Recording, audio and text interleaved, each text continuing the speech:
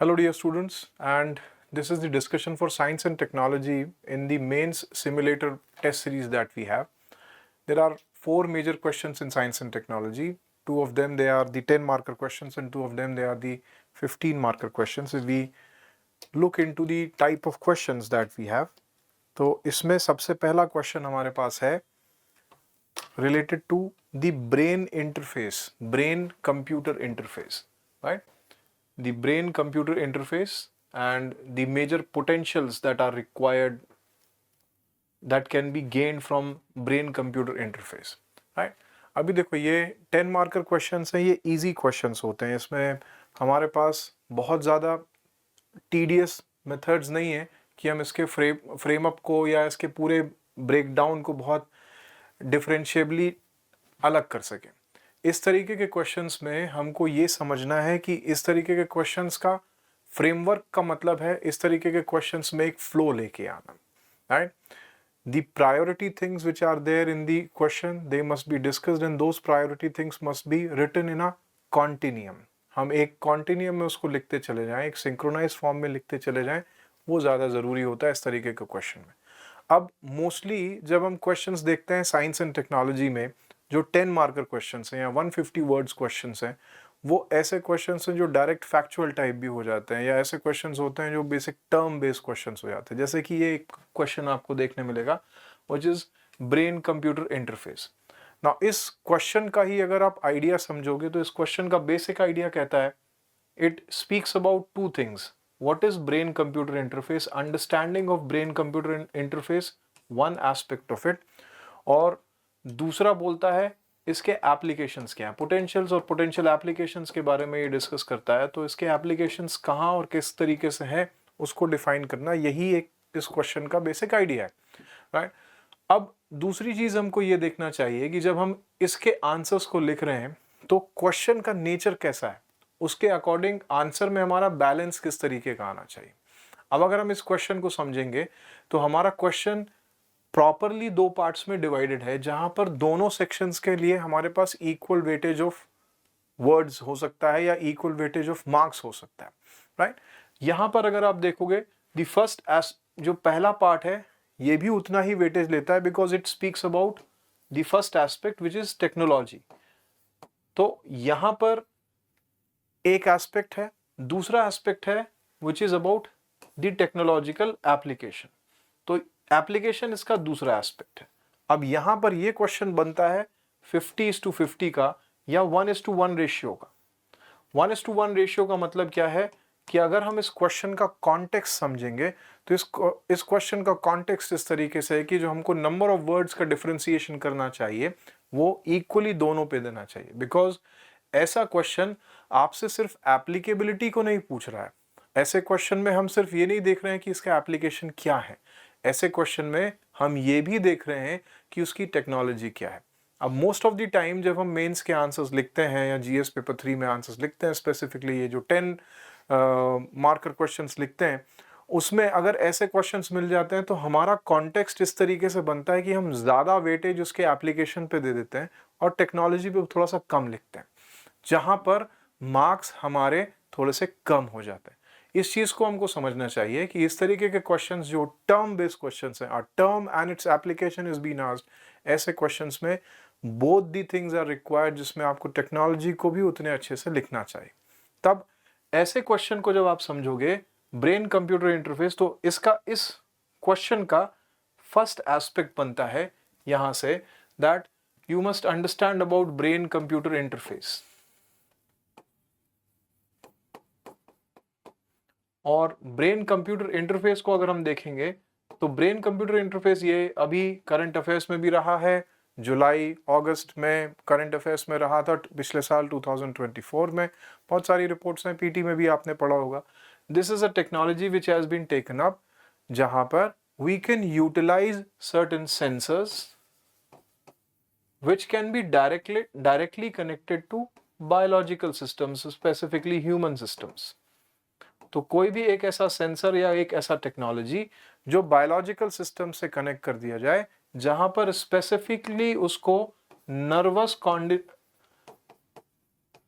Coordinations के signals receive हो सके, उन सारे सिग्नल्स को रिसीव करके ये सेंसर्स एक बायोमैकेनिकल आउटपुट क्रिएट कर सके।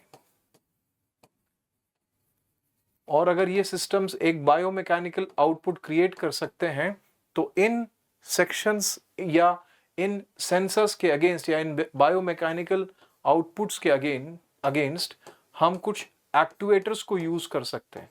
एक्टुएटर्स यहाँ पर वो डिवाइसेस हैं जो किसी एक डिजिटल सिग्नल को एनालॉग सिग्नल में कन्वर्ट करने में हेल्प भी कर जाते हैं, या डिजिटली कंप्यूटर बेस्ड फॉर्म से किसी सिग्नल को आपने दिया तो उसके मैकेनिकल फॉर्म को हम देख सकते हैं।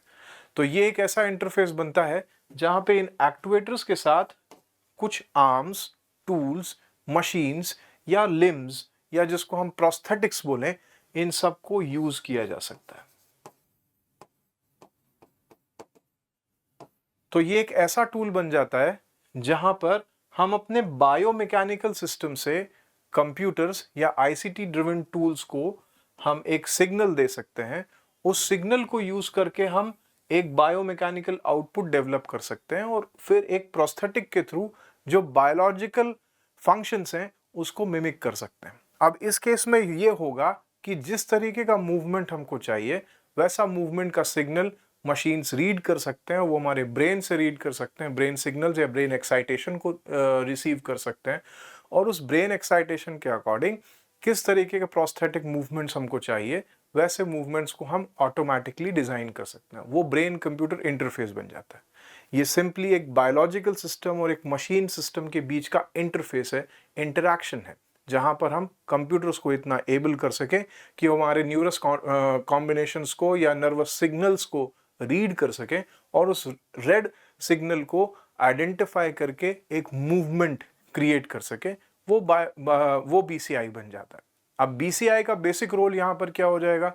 बीसीआई का बेसिक रोल यहाँ पर ये हो जाएगा कि कैसे अगर कोई एक आर्म या कोई एक लिम अगर हमारा हट गया है बॉडी से, तो उस बॉडी की जगह पर जब हम प्रोस्थेटिक्स लगाते हैं तो अभी जितने भी प्रोस्थेटिक्स यूज किए जाते हैं वो सारे प्रोस्थेटिक्स इस तरीके के हैं कि वो प्रोस्थेटिक्स एक सिंगुलर डायरेक्शन या एक सिंगुलर मैकेनिकल सपोर्ट के लिए बनाए जाते हैं।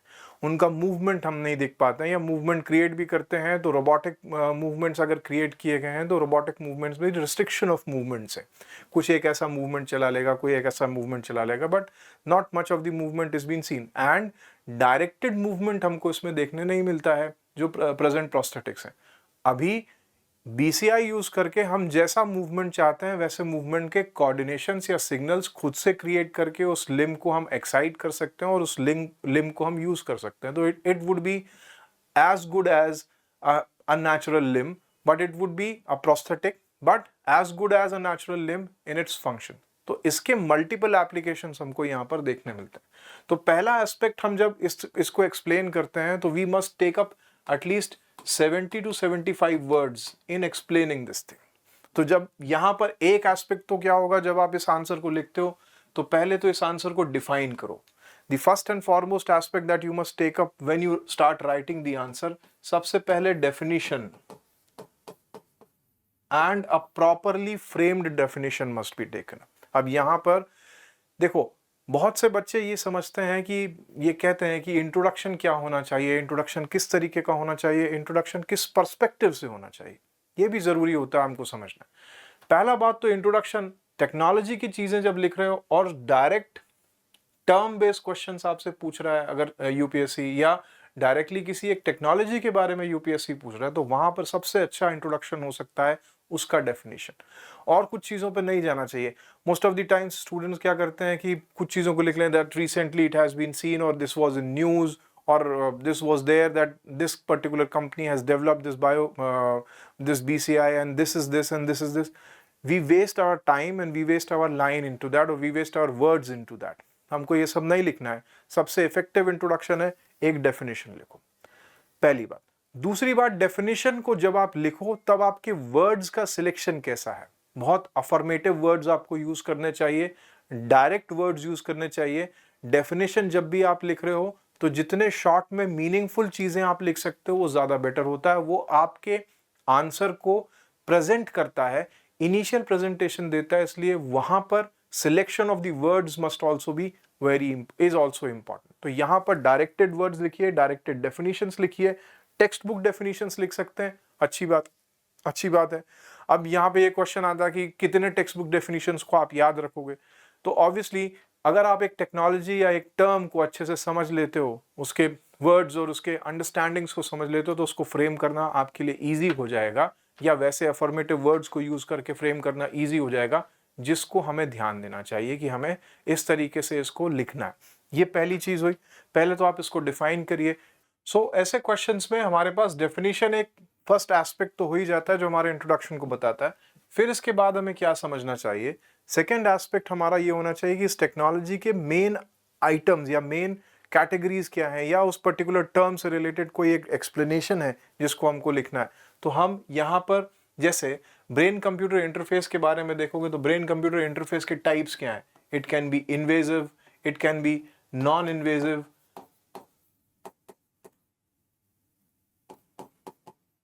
और it can also be semi invasive technology which can be used. ठीक है, या एक सिस्टम और भी है जो कि इनबिल्ट सिस्टम्स हो जाते हैं, इंटरैक्टिव सिस्टम्स हो जाते हैं। तो इस तरीके से हम ये ब्रेन कंप्यूटर इंटरफेस के आइडेंटिफिकेशंस कैसे हैं, कैसे ये बनाया गया है टेक्नोलॉजी, किस तरीके से बनाया गया, तो उसमें ये एक आइडिया लिखें। तो पहले डेफिनेशन लिखें, फिर लिखें कि ये टेक्नोलॉजी इस तरीके से काम करता है, या इसमें ये बेसिक इसका प्रिंसिपल है। तो डेफिनेशन लिखने के बाद उस टेक्नोलॉजी का बेसिक प्रिंसिपल क्या है उसको लिखिए। फिर उसके बाद एक फ्लो बनाने के लिए उस टेक्नोलॉजी के एस्पेक्ट्स क्या क्या हो सकते हैं। अगर कोई पर्टिकुलर एस्पेक्ट है, या उस टेक्नोलॉजी के कुछ पार्ट्स हैं, कुछ सेक्शंस हैं, या कुछ आइडियाज आपको पता है, या कुछ फैक्चुअल इंफॉर्मेशन उसके बारे में आप जानते हैं, तो उस टेक्नोलॉजी के साथ इनबिल्ड करिए। एक चीज हमको हमेशा ध्यान रखनी चाहिए, जो मोस्टली स्टूडेंट्स करते हैं टेक्नोलॉजी के केस में, बड़ी जनरलिस्टिक इंफॉर्मेशन लिखने की कोशिश करते हैं। जब आप साइंस का आंसर लिख रहे हैं, थोड़ा सा साइंटिफिक फैक्ट्स को लिखना जरूरी है। मैं ये नहीं कह रहा हूँ कि आप न्यूटन बन जाइए यहाँ पे, या साइंस ही समझाने लगिए आंसर में, लेकिन जो साइंटिफिक फैक्ट, जैसे BCI है या ब्रेन कंप्यूटर इंटरफेस है, तो ये इन्वेजिव होता है, नॉन इन्वेजिव होता है, इस तरीके से काम करता है, इसमें सेंसर्स और एक्टिवेटर्स यूज होते हैं। ये कुछ बेसिक साइंटिफिक टर्म्स हैं जो इस पर्टिकुलर टॉपिक से रिलेट करके हमको देखने के लिए मिलती है। अब इसका हमको क्या करना चाहिए, जब most of the current affairs हमको देखने के लिए मिलता है, और जो प्रायोरिटी करंट अफेयर्स देखने के लिए मिलता है, तो उस प्रायोरिटी करंट अफेयर्स के बेसिक की टर्म्स को हमको पहले ही साइड में लिख लेना चाहिए।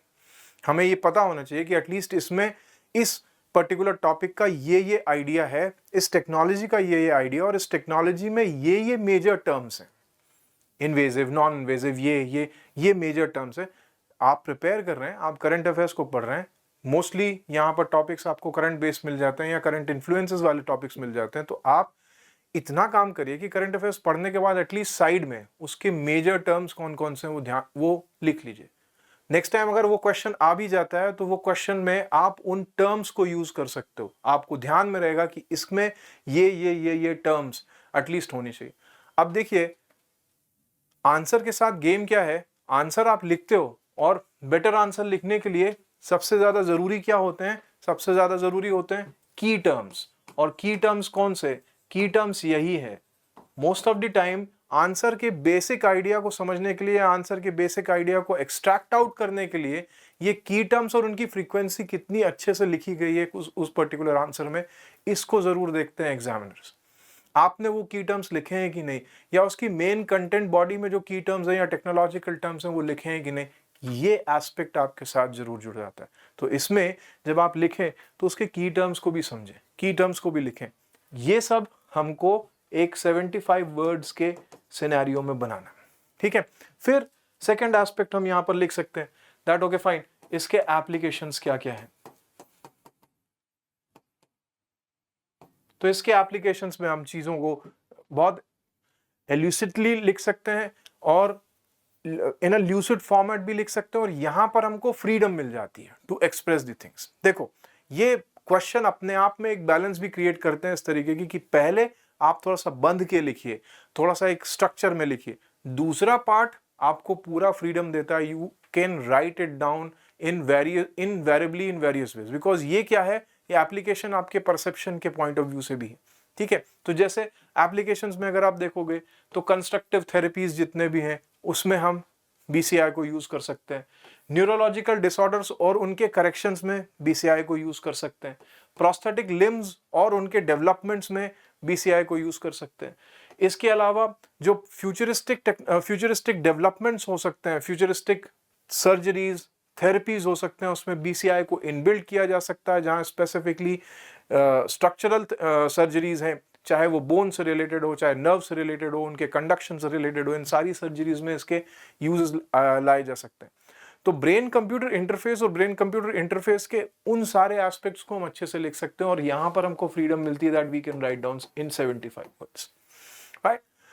तो while you are writing the answer, इस बात को बहुत अच्छे से ध्यान में रखिए कि आंसर के कंटेंट से ज्यादा जरूरी होता है आंसर का कॉन्टेक्स्ट, और आंसर का कॉन्टेक्स्ट अगर आपने सही तरीके से सेट कर दिया तो आंसर का प्रेजेंटेशन अपने आप इंप्रूव हो जाता है। तो 3-4 चीजें इसमें ध्यान रखिए कि क्वेश्चन क्या है, उसका बैलेंस क्या है, उसको पहले अच्छे से समझें जो कॉन्टेक्स्ट को सेट करता है।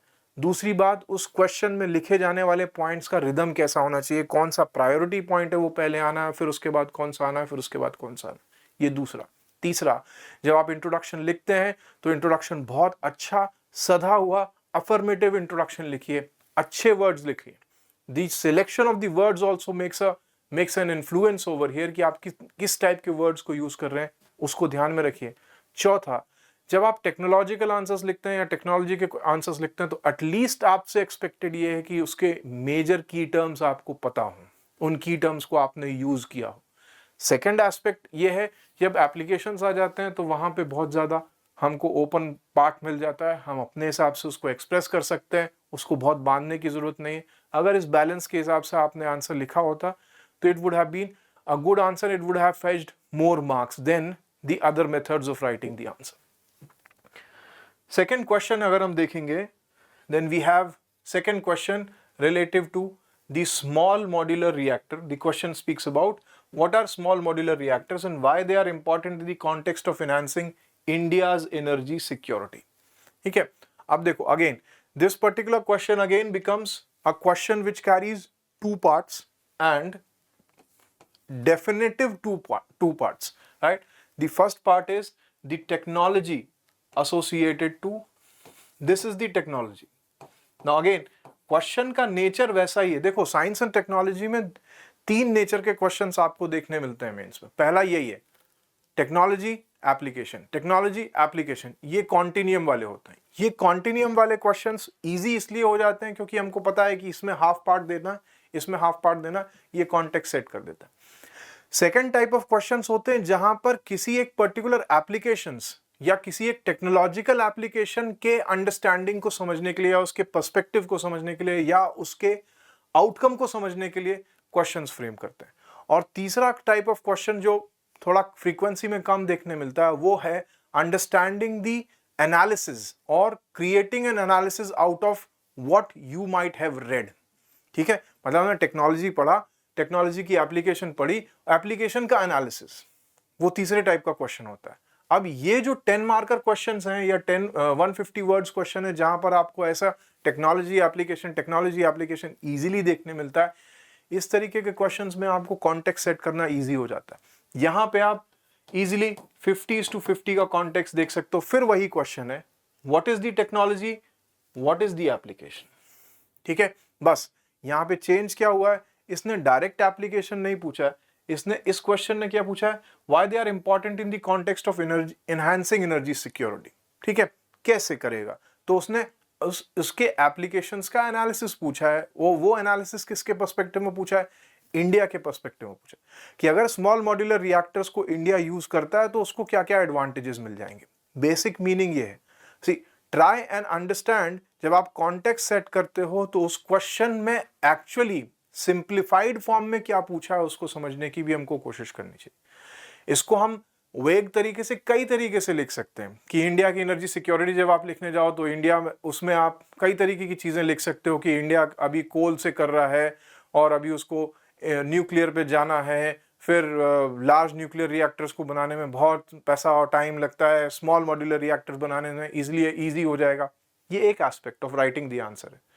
Second aspect of writing the answer क्या होगा इसमें, भारत जो स्मॉल मॉड्यूलर रिएक्टर्स हैं उसमें second aspect of writing the answer होगा कि स्मॉल मॉड्यूलर रिएक्टर्स का एडवांटेज क्या है उसको इंडिया पर्सपेक्टिव में समझाना।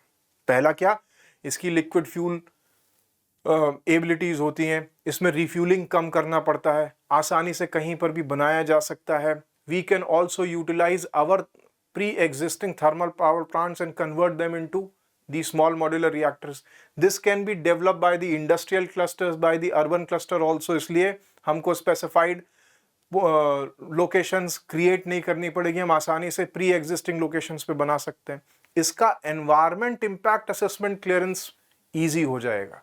जहां पर एक बड़ा सा न्यूक्लियर रिएक्टर है उसका एनवायरमेंट इंपैक्ट असेसमेंट क्लियरेंस थोड़ा सा हमको टीडियस लगता है, यहां पर इजी हो जाएगा। Plus the amount of fuel which is required to fill up a reactor and make it functional, वो भी हमको कम लगता है। ये सब एडवांटेजेस हैं। अब इसको इंडिया पर्सपेक्टिव से हम कैसे लिख सकते हैं तो उसको भी मैं समझाता हूं, ठीक है।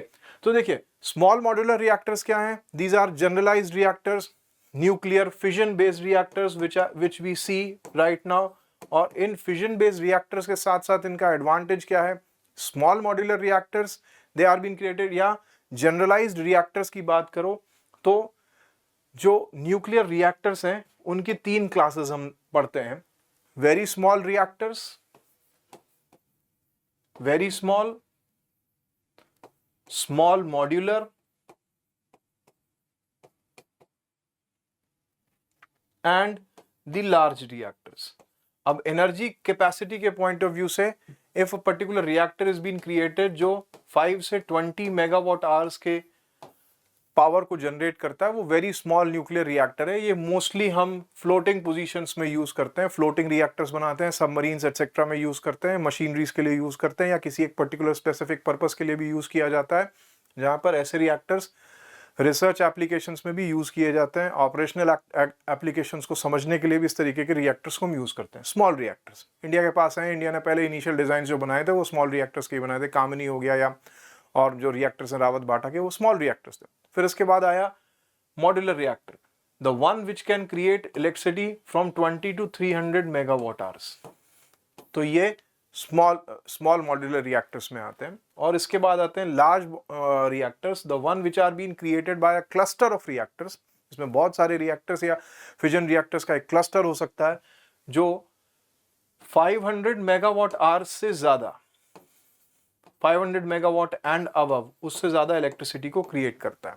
अब लार्ज रिएक्टर्स को जब भी हम बात करते हैं तो लार्ज रिएक्टर्स ऐसे होते हैं which are been created by cluster of many fission reactors, जिसमें छोटे छोटे रिएक्टर्स मिल करके या एटलीस्ट 250 मेगावाट आवर्स के रिएक्टर्स मिल करके एक बड़ा रिएक्टर कॉम्प्लेक्स या बड़ा रिएक्टर बना देता है, जैसे कि हमारे पास VVER टाइप के रिएक्टर्स हैं। अब ये कई तरीके के रिएक्टर्स हो सकते हैं, इसमें टेक्नोलॉजी पे पॉइंट ऑफ व्यू से नहीं जाना चाहिए, फिर भी अंडरस्टैंडिंग पॉइंट ऑफ व्यू से बता देता हूँ। प्रेशराइज्ड हेवी वाटर रिएक्टर्स हो सकते हैं, या यूरेनियम बेस्ड रिएक्टर्स, या लाइट वाटर रिएक्टर्स हो सकते हैं, या इसके बाद इंडिया अभी थोरियम बेस्ड रिएक्टर्स को भी बना रहा है, वो भी हो सकते हैं। प्लूटोनियम बेस्ड रिएक्टर्स भी हो सकते हैं जो जनरली लाइट वाटर रिएक्टर्स के जैसे काम कर सकते हैं। ये major type of reactors large और स्मॉल दोनों में ही यूज किए जा सकते हैं। बट लार्ज रिएक्टर को बनाने में, उसका कॉम्प्लेक्स अरेंज करने में और उस रिएक्टर के साथ उसकी फंक्शनैलिटीज को क्रिएट करने में टाइम बहुत लगता है, नंबर 1, पैसा बहुत लगता है, एफर्ट बहुत लगता है। स्मॉल मॉड्यूलर रिएक्टर्स यहाँ पर इसके एडवांटेज को क्रिएट करते हैं, बिकॉज स्मॉल मॉड्यूलर, अब ये वर्ड जो जुड़ा है ना, मॉड्यूलर का मतलब क्या है? The design are prefixed, designs are prefixed, जिसमें हमें अलग अलग डिजाइन बनाने की जरूरत नहीं है। प्रीफिक्स डिजाइन्स हैं, प्री कास्टेड डिजाइन्स भी हो सकती है जिनको ले जाकर के एक जगह पे सेट किया जा सकता है और फंक्शनल किया जा सकता है। तो इसके इंफ्रास्ट्रक्चरल डेवलपमेंट में जो टाइम लगता है वो कम हो जाता है। प्लस इनकी रिएक्टर डिजाइन्स ऐसी है जो प्री एग्जिस्टिंग डिजाइन्स अगर हमारी क्रिएटेड है तो उन प्री एग्जिस्टिंग डिजाइन्स के साथ ही इन रिएक्टर्स को यूटिलाइज किया जा सकता है या इन रिएक्टर्स को एस्टैब्लिश भी किया जा सकता है। तो ये वेरी स्मॉल मॉड्यूलर रिएक्टर्स बन जाते हैं।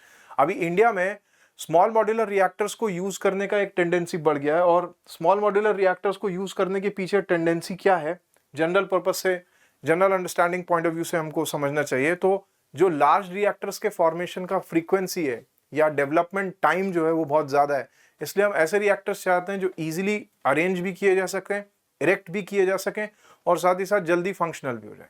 Right. Second major problem India के साथ ये है कि इंडिया का फ्यूल नहीं मिलता है इंडिया को बहुत इजीली।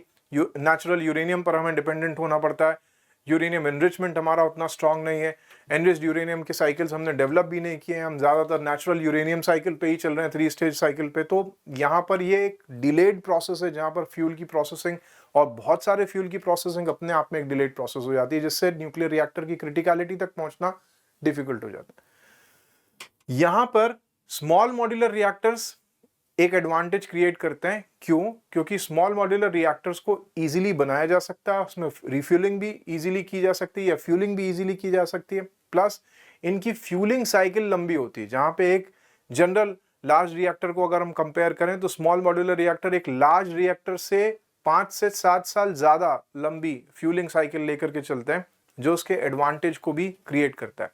प्लस इन रिएक्टर्स को इंडस्ट्रियल क्लस्टर्स में, अर्बन क्लस्टर्स में स्पेसिफिकली छोटे छोटे जगहों पर प्लेस किया जा सकता है, जिसके लिए अदरवाइज जैसे बड़े रिएक्टर्स के लिए एक बड़ा स्ट्रक्चर और बड़ा कॉम्प्लेक्स और एक सिक्लूडेड कॉम्प्लेक्स बनाना पड़ता है, वो कम होता है। प्लस लीकेज के चांसेस यहाँ पर कम हो सकते हैं, इसलिए इसको एडवांटेज मिल जाता है। अब ये अगर होता है तो इंडिया न्यूक्लियर रिएक्टर टेक्नोलॉजी में मल्टीपल मॉड्यूलर रिएक्टर्स बना सकती है और यहाँ पर अपने न्यूक्लियर एनर्जी को डेवलप कर सकते हैं। सेकेंड एडवांटेज क्या होगा? डिसेंट्रलाइजेशन कर सकते हैं हम एनर्जी जनरेशन का। डिसेंट्रलाइजेशन कैसे होगा? हम डिफरेंट इंडस्ट्रीज और क्लस्टर्स को एक साथ ला सकते हैं और उनको बोल सकते हैं कि अपने इंडिपेंडेंट रिएक्टर्स बना लो, अपनी एनर्जी डिमांड्स के लिए अपने रिएक्टर्स एस्टैब्लिश करके या डेवलप करके अपने रिएक्टर्स को ऑपरेशनल कर लो, जिससे आप अपनी एनर्जी डिमांड्स को सक्सेसफुली सस्टेनेबली खुद फुलफिल कर सको। गवर्नमेंट प्रेशर्स कम हो जाएंगे, गवर्नमेंट्स उन फंड्स को ज्यादा रीन्यूएबल एनर्जी डेवलपमेंट की तरफ लगा सकते हैं। सो अगर हमको कोल कट ऑफ करना है इन द नेक्स्ट 50 ईयर्स, तो इस कोल को कट ऑफ करने के लिए हमें न्यूक्लियर टेक्नोलॉजी पे तो जाना ही पड़ेगा, और न्यूक्लियर टेक्नोलॉजी के पास ही वो एबिलिटी है जो कोल को रिप्लेस कर सकता है। और अगर कोल को रिप्लेस न्यूक्लियर टेक्नोलॉजी से करना है तो न्यूक्लियर टेक्नोलॉजी को ज़्यादा डिसेंट्रलाइज भी करना पड़ेगा। इसका एक बेस्ट एग्जाम्पल हमको देखने मिलता है जो नेशनल सोलर मिशन है। नेशनल सोलर मिशन में सिर्फ गवर्नमेंट्स नहीं, other sectors of the society या इंडस्ट्रीज, उनने भी हेल्प किया और इन्होंने भी सोलर पावर को डेवलप करने में हेल्प किया। वहीं पीएम सूर्य घर योजना और ये सब योजना अगर हम ये सब स्कीम्स को अगर हम देखते हैं तो वहां पे भी हमको ये देखने मिलता है, या रीन्यूएबल परचेज ऑब्लिगेशंस या on grid power solar power जो हमने डेवलप किया, जिसमें हमने हर एक हाउस होल्ड को बोला कि you can adopt on to the solar power. अगर हर एक हाउस होल्ड ही सोलर पावर को अडॉप्ट कर लेगा इंडिया में, तो जो कम्युलेटिव कैपेसिटी डेवलपमेंट है वो बहुत हाई हो जाएगा रीन्यूएबल एनर्जी का इंडिया में। इन दी सेम वे, अगर न्यूक्लियर टेक्नोलॉजी को डिसेंट्रलाइज करके डिफरेंट क्लस्टर्स अडॉप्ट कर लेते हैं और अपने अपने पावर जनरेशन को न्यूक्लियर टेक्नोलॉजी से खुद करने लगते हैं, तो क्लीनर एनर्जी सोर्सेज हमको मिलना शुरू हो जाएंगे, जो इसका एक एडवांटेज होगा। तो अब इस पर्टिकुलर क्वेश्चन को यदि हम समझे तो यहाँ पर इस पर्टिकुलर क्वेश्चन की मेजर लाइन क्या होनी चाहिए थी?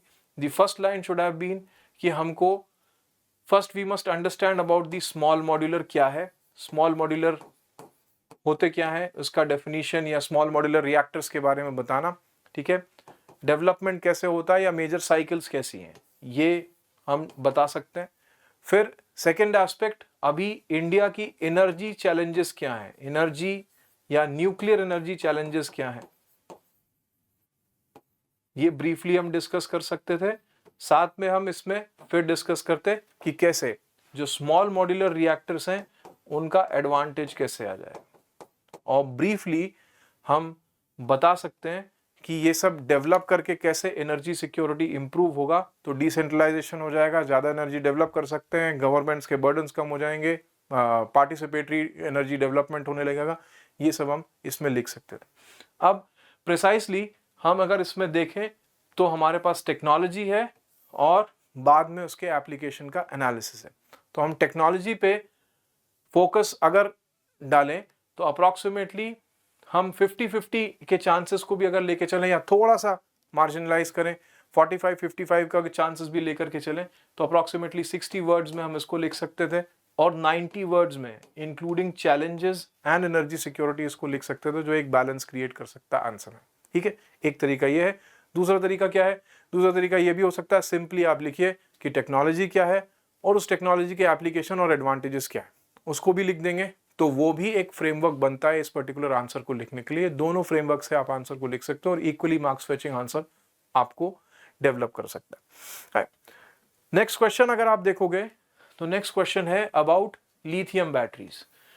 अब ये वो क्वेश्चन है जहां पर टेक्नोलॉजी, उसके एप्लीकेशन का एनालिसिस, जो थर्ड टाइप ऑफ क्वेश्चन हमने देखा था उस टाइप के क्वेश्चन हैं, जहां पर क्या बोलता है, lithium batteries despite being profound value hold limitations, elucidate what are the alternative solutions, right. अब इस क्वेश्चन में अगर हम देखेंगे तो ये 250 वर्ड्स का क्वेश्चन है, जिसमें हम ब्रेकडाउन अगर सही तरीके से देखें या बैलेंस देखें तो इसमें दो तरीके के बैलेंस हमको आंसर में क्रिएट करने पड़ेंगे। पहला तो बैलेंस होना चाहिए टेक्नोलॉजी के ऊपर। लिथियम आयन बैटरीज होते क्या है, पार्शियली हमको ये समझना चाहिए कि लिथियम आयन बैटरीज कैसे फंक्शन करते हैं और लिथियम आयन बैटरीज के एडवांटेजेस क्या हैं। देखो, इसका इस पर्टिकुलर क्वेश्चन का अगर हम फ्लो ही देखेंगे ना, तो फ्लो स्टार्ट होता है पहले लिथियम आयन बैटरीज हैं क्या,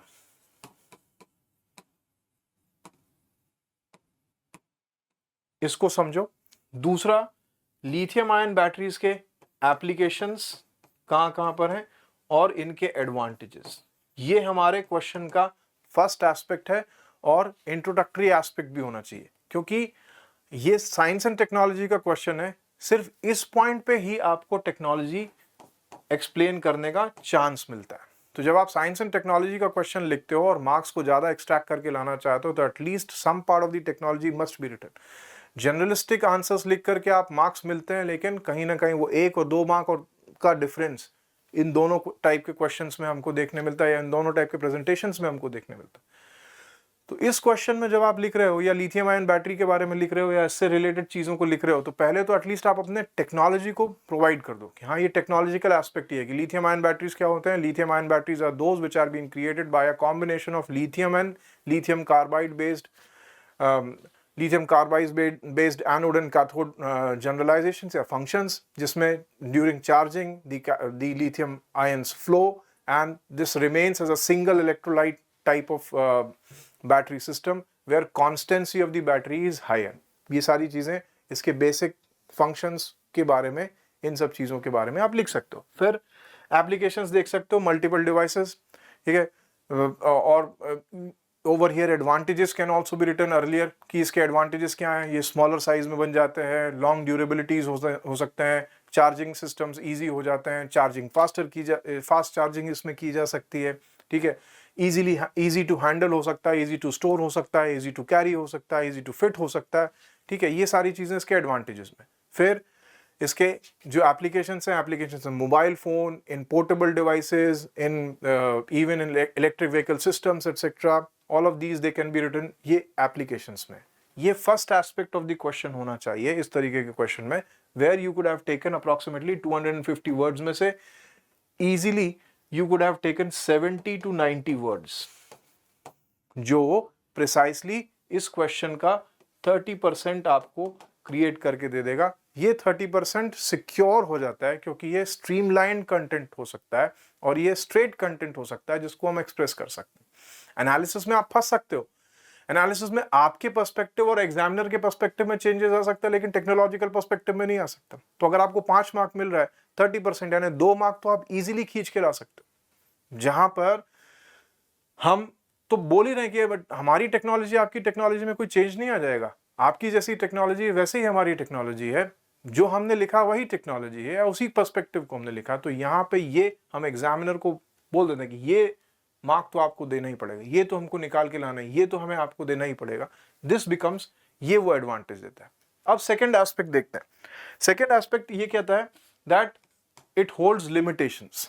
तो फिर यहाँ पर हम डिस्कस कर सकते हैं about the challenges that lithium ion batteries face mostly, and majority of these challenges are respective to the charging systems of the lithium ion batteries की। ये कॉन्टिन्यूसली बहुत ज़्यादा बार चार्ज नहीं किए जा सकते हैं। इनकी चार्जिंग साइकिल्स 800 से 1000 चार्जिंग साइकिल्स इसमें देखने के लिए मिलती है। कई बार इसकी स्टेबिलिटी या चार्जिंग के टाइम पे इसकी स्टेबिलिटी, वो भी एक क्वेश्चन मार्क है। फिर चार्जिंग साइकिल्स जैसे जैसे बढ़ने लगते हैं या लॉन्गर चार्जिंग साइकिल्स के टाइम पे अपनी ये कैपेसिटी या बैटरी इंटरनल मेमोरीज क्रिएट कर लेती है, जिसमें एक पर्टिकुलर पॉइंट के बाद वो फुल चार्ज भी नहीं होती, या 80% ही अपनी बैटरी कैपेसिटी को यूज़ करती है, 20% बैटरी कैपेसिटी चार्ज भी नहीं होती, जो कि एक बैड बैटरी फॉर्मेशंस का भी को भी क्रिएट करता है। फिर heat which is been generated during charging, battery heat हो जाती है, जो इसका एक सबसे बड़ा डिसएडवांटेज बनता है। कई बार बैटरी में you also have problems associated to कि फायर एक्सीडेंट्स एक्सेट्रा, ये सब भी इसके प्रॉब्लम्स बनते हैं। सो इसकी स्टेबिलिटी और ड्यूरेबिलिटी के चैलेंजेस को हम समझ सकते हैं कि ये इसमें प्रॉब्लम्स हैं। इसके बाद और क्या एस्पेक्ट हो सकते हैं, तो लिमिटेशंस ये है कि lithium ion batteries of course lithium पे डिपेंडेंट है, और लिथियम एक रेयर अर्थ मेटल है जिसकी अवेलेबिलिटी सबके पास नहीं है। So the equity of using this particular battery system lies with the certain groups of countries or certain groups of those people which occupy much amount of the resources associated with lithium। जैसे India जैसे countries, इनके पास lithium अगर नहीं है या lithium mining नहीं करते हैं या इनका इनबिल्ट माइनर मिनरल्स में लिथियम नहीं है, तो ऐसे कंट्रीज को चैलेंजेस हो जाते हैं ऐसी टेक्नोलॉजीज को डेवलप करने में, और ये डिपेंडेंट हो जाते हैं over the other exporters also, जिसमें the cost of the battery increases, जिससे the fundament, if the cost of the battery increases, then sometimes the cost of the equipment is less than the cost of the battery also, many a times, right? जैसे mobile phones या lower and mobile phones जहाँ पे lithium ion batteries को हम use करते हैं, उन सारे फोन्स में आप देखो तो the cost of the battery is more sometimes than the major equipments which are being used।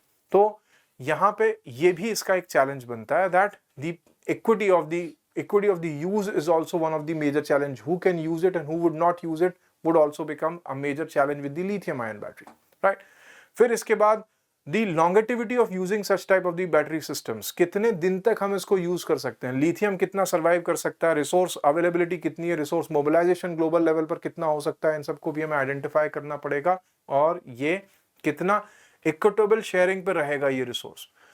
After a particular point कहीं ना कहीं जैसे ऑयल के साथ है, क्या वैसा लिथियम के साथ तो नहीं हो जाएगा, एक ग्लोबल बास्केट बनेगा जिसमें कुछ some countries would start manipulating that particular basket, या some countries would start pressurising, और they would create a geopolitical scenario also where resource becomes the agent of geopolitics also.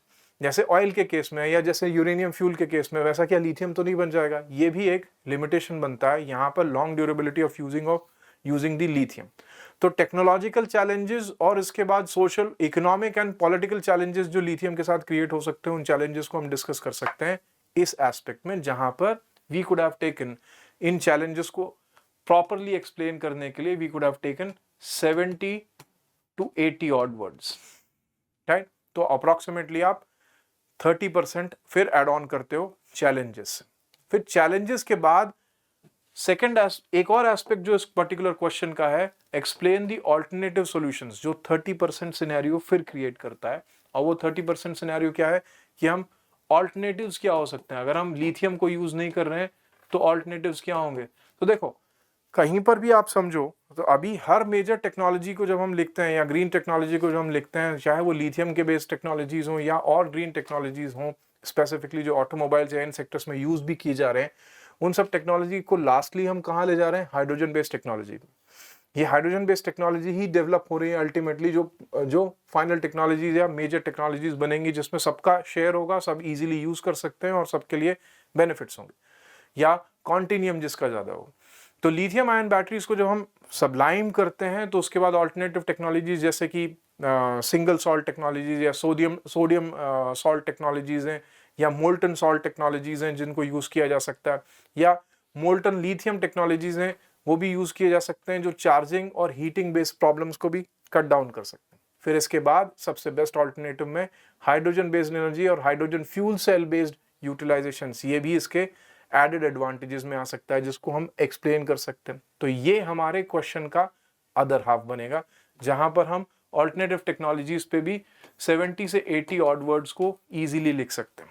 तो इस तरीके से अगर आप देखो तो इस पूरे क्वेश्चन को हमने 3 पार्ट्स में डिवाइड किया है, जो इस क्वेश्चन के बैलेंस को बताता है। The 30% of the question is with the technology, writing technology, जहां पर हम we must explore कि हमें ये 2 मार्क तो ये खींच के लाने हैं जो पॉसिबली हमारे लिए इंपॉर्टेंट है।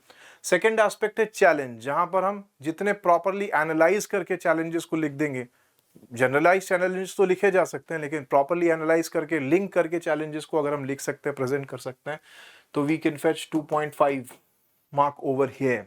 और फिर ऑल्टरनेटिव टेक्नोलॉजीज में 2.5 mark over here again easily. तो ऐसे इस क्वेश्चन में 7 से 7.5 मार्क्स निकाले जा सकते हैं, प्रोवाइडेड कि हम इस पर्टिकुलर क्वेश्चन में क्वेश्चन के बैलेंस को इजीली समझें।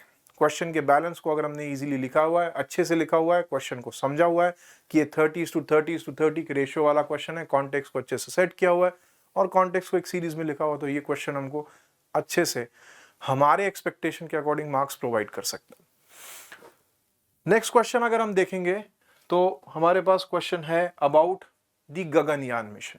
ठीक है, question speaks about Gaganyaan mission facilitates India's position space diplomacy, global space economy and future space missions. तो अब ये एक क्वेश्चन है जिसने डायरेक्टली टेक्नोलॉजी नहीं पूछा है, लेकिन टेक्नोलॉजी के इम्प्लीकेशंस को पूछा है। इस क्वेश्चन में जब आप जाओगे तब थोड़ा सा बैलेंस हमको इस तरीके से रखना पड़ेगा कि जब इस क्वेश्चन ने डायरेक्टली टेक्नोलॉजी नहीं पूछा है, लेकिन देखो टेक्नोलॉजी का क्वेश्चन है, लिखना तो पड़ेगा। प्रिजम्पशंस हम ये मान के चलें कि हम जनरलिस्टिक लिख दें टेक्नोलॉजी में या किसी भी सब्जेक्ट में फॉर से, एटलीस्ट उसकी बेसिक अंडरस्टैंडिंग को तो हमें आंसर में प्रेजेंट करना ही पड़ेगा कि yes we know about this particular thing. तो यहां पर जब इस क्वेश्चन को आप देखते हो तो ये क्वेश्चन 20:80 का रेशियो बना के चलता है। 20:80 का रेशियो मतलब क्या है, एटलीस्ट हमें गगनयान मिशन के बारे में थोड़ा बहुत एक्सप्लेन करना है। What is Gaganyaan mission, at least ये पता होना चाहिए। ठीक है, तो जब इंट्रोड्यूस करो तो इंट्रोड्यूस करने में ही Gaganyaan mission what is it इसके बारे में लिख दो, और यहां at least you can take up 50 to 60 words. भले ही वो 20% में है but you can take up 20 to 60 words, क्योंकि इसके आगे वाले जो एस्पेक्ट्स हैं वो एनालिसिस वाले, उसमें हम कितना खींच पाएंगे वर्ड्स को या कितने मीनिंगफुल सेंटेंसेस लिख पाएंगे या कितने मीनिंगफुल आइडियाज लिख पाएंगे, उस पर हमको फिर भी सोचना चाहिए। तो एटलीस्ट जो स्टैटिक पार्ट है वहां पे उसको कवर करो। 50 to 60 वर्ड्स अगर आपने लिखा है इसमें, तो ये स्टैटिक पार्ट हमारे एक आंसर के सब्सटेंशियल चंक को कवर करता है, और वो गलत भी नहीं है, क्योंकि क्वेश्चन गगनयान मिशन के बारे में पूछता है, तो गगनयान मिशन को हमें इलिसिटली लिखना चाहिए कि हाँ हमको गगनयान मिशन पता है, ये होता है गगनयान मिशन, इसमें ये हुआ है, इन चीजों के बारे में बात हुई है, इतना ही लिख दो। गगनयान मिशन है क्या, इंडिया या इसरो का एक मेजर मिशन है, इसमें एक स्पेस कैप्सूल स्पेस में भेजा जाएगा कैरिंग 4 मेजर एस्ट्रोनॉट्स, जिसके मेजर ऑब्जेक्टिव्स क्या होंगे, microgravity experiment, understanding long distance communication, understanding long distance flights, also understanding development of the astronaut capabilities in the country or developing astronaut pads in the country, ये सब आप advantages उसके यहीं पर लिख सकते हो। Then फिर आता है the diplomacy, the global space economy, right? तो यहाँ पर आपके पास you are left with, after you have written say 50, 60, 70 words भी अगर आपने लिख दिए, then also you are left with 140 words. इसमें अब कॉन्टेक्स्ट कैसा होना चाहिए, इक्वल कॉन्टेक्स्ट हमको देना है। हमको इसमें भी स्पेस इकोनॉमी को एक्सप्लेन करते हुए और फ्यूचर मिशंस को एक्सप्लेन करते हुए we must write it down properly over here. 60 words का एक सिनेरियो हम क्रिएट कर सकते हैं, या 50 वर्ड्स इक्वली इसमें डिवाइड करके हम इन सारी चीजों को दे सकते हैं। एंड देन ऐसे क्वेश्चंस में जहां पर एक एनालिसिस चाह रहा है, ऐसे क्वेश्चंस में कंक्लूजन्स जरूरी हो जाते हैं। तो कंक्लूजन एटलीस्ट हमें 20 से 30 वर्ड्स का लिखना चाहिए कंक्लूजन, कि कैसे ये स्पेस इकोनॉमी या ग्लोबल डिप्लोमेसी को एडवांटेजियसली हमको दे रहा है। तो स्पेसिफिकली जब स्पेस डिप्लोमेसी बोलोगे तो India is fourth country in fact in the globe to have all these capabilities of having launch vehicle systems, of having satellites, and also having astronauts, and then also having the space mission which has been created and the long distance space mission which has been created. So at the global level our space capabilities have been eventually proven, and we can then utilize these space capabilities in providing these space-based solutions for various different countries, where the global diplomacy or the global use of Indian technology would eventually increase. Exemplify कर सकते हो space technologies में, we have multiple other space technologies like GIS, GPS based technologies which will also help in providing citizen-based services to other countries also, which will also help us over here. Plus the space-based technologies have also created the military diplomacy for us also, where the space technologies have proven their military records and utilizations, where military technology में space या military uses में space technology ने एक advantage भी create कर दिया। फिर global space economy में देखोगे तो India would become one of the major partner, जहाँ पे India would help in providing space-based solutions at a lower cost. ये हम cost-based provisions को भी देख सकते हैं, जहाँ पर इंडिया के जो space-based solutions हैं वो global space-based solutions से cheaper हैं, चाहे वो रशियन हो, चाहे यूरोपियन हो, चाहे चाइनीज हो, चाहे इवन रशियन हो, चाहे इवन यूएस बाउंड हो, नासा बाउंड हो, इन सब से हमारे स्पेस सॉल्यूशंस चीपर हैं, हमारी टेक्नोलॉजीज एडवांस हैं, we have penetrated well also, we have a greater success rate also. हमारा सक्सेस रेट या हमारे मिशंस का सक्सेस रेट 80% से ज़्यादा है, जो कि इवेंचुअली प्रूव करता है that we are more cost, not only cost effective, but we are also cost directed as well, right? So we can bring in with such type of the technology or proving our technological advantage over here, हम और space based mechanisms को bring in कर सकते हैं, जहाँ पे स्पेडेक्स या new space India limited help कर सकता है और स्पेस बेस्ड क्लाइंट्स को लाने में, या एंट्रिक्स कॉर्पोरेशन हेल्प कर सकता है और कंपनीज को लाने में, राइट? वो भी एक एडवांटेज होगा जो स्पेस इकोनॉमी को बूस्ट करता है. फिर फ्यूचरिस्टिक स्पेस मिशन, जैसे कि इंडिया शुक्रयान प्लान कर रहा है, या इवन फर्दर हम और भी चंद्रयान 4 या चंद्रयान 5 मिशंस को भी हम टारगेट कर रहे हैं. आगे हम अपने खुद के स्पेस स्टेशन को भी डेवलप करने के लिए टारगेट कर रहे हैं. साथ में एक ग्लोबल एस्ट्रोनॉट फ्लीट बनाने के लिए भी हम कोशिश कर रहे हैं. ये सारे एडवांटेजेस हमारे हो जाएंगे और इंडिया अब नासा और जो मेजर स्पेस ऑर्गेनाइजेशंस हैं उनके जो भी मिशंस हैं या उनके जो टारगेट्स हैं उनमें डायरेक्टली हेल्प कर सकता है विद इट्स इंक्रीज्ड कैपेबिलिटी. ये सारी चीजें भी हम लिख सकते हैं. तो ये वो क्वेश्चन है जो डिफाइन करता है कि कैसे क्वेश्चन को हमको 4 अलग अलग पार्ट्स में एक रेशियो फॉर्म में डेवलप करना है. सारे क्वेश्चंस को जब हम लिखते हैं, हम इसको ये बात हमें ये जरूर समझनी चाहिए कि आप टेक्नोलॉजी का क्वेश्चन लिख रहे हो. टेक्नोलॉजी के क्वेश्चन में टेक्नोलॉजी नहीं लिखोगे तो मार्क्स कहीं ना कहीं पीछे जाएंगे. तो आप जब इन आंसर्स को लिख रहे हो तो उस बैलेंस को समझो, उस कॉन्टेक्स्ट को अच्छे से लिखो, उसके कॉन्टिन्यूम को सही तरीके से समझो, तब वो हेल्प करेगा आपको ज़्यादा मार्क्स लाने में और जीएस पेपर 3 में इम्प्रूव होने में, राइट?